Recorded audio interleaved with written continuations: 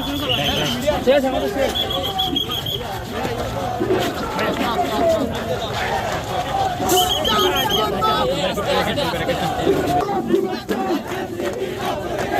জেলার হলো এই দক্ষিণ জেলার এই যুদ্ধ হলো এই সেই নেতা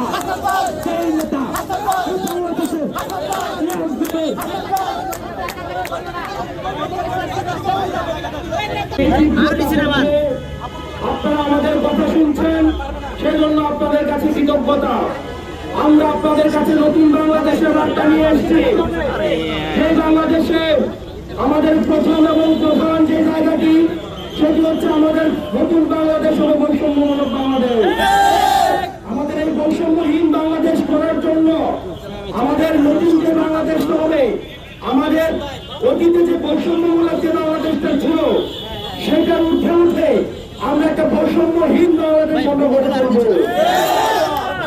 প্রিয় সহযোদ্ধা, আপনারা জানেন জুলাই আগস্টে এই জায়গাটাতে আমাদের গুলি করে হাসিনা শাহী আমাদের ভাইদেরকে আমাদেরকে হত্যা করেছে।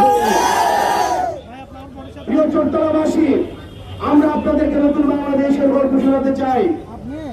আপনারা যারা নতুন বাংলাদেশ আপনাদেরকে নিয়ে আমরা গর্ব, যেই বাংলাদেশে আমরা রাষ্ট্রের প্রত্যেকটা প্রতিষ্ঠানকে আমরা জবাবদিহিতার মধ্যে নিয়ে আসতে পারবো। আমাদের সামনে আমাদের পুলিশ ভাইরা রয়েছে, পুলিশ ভাইদের উপরে অনেকেই বিরক্ত, কিন্তু পুলিশকে কারা ব্যবহার করেছে তাদেরকে নিয়ে কেউ কথা বলে না। পুলিশের প্রমোশন নিয়ে কেউ কথা বলে না, পুলিশের যে অনৈতিক পরিশ্রম সেটা নিয়ে কেউ কথা বলে না, পুলিশের সংস্কার নিয়ে কেউ কথা বলে না।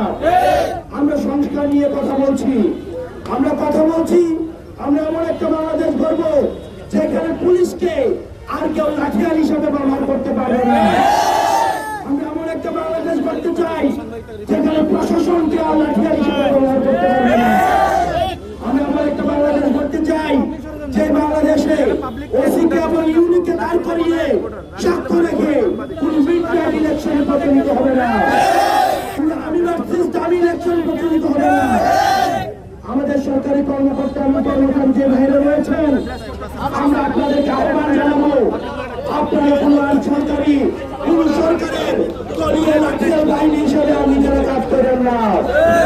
আপনারা যেভাবে 5 আগস্টে জনগণের কাতারে নেমে এসছেন, আপনারা বিশ্বভাবে আপনার জনগণের কাতারে আমরা একসাথে আমাদের পরবর্তী বাংলাদেশ নির্মাণ করতে হবে।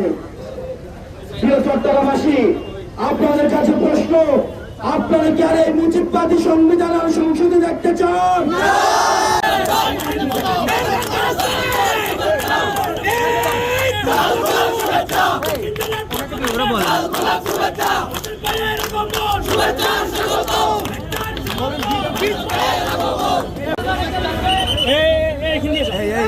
এই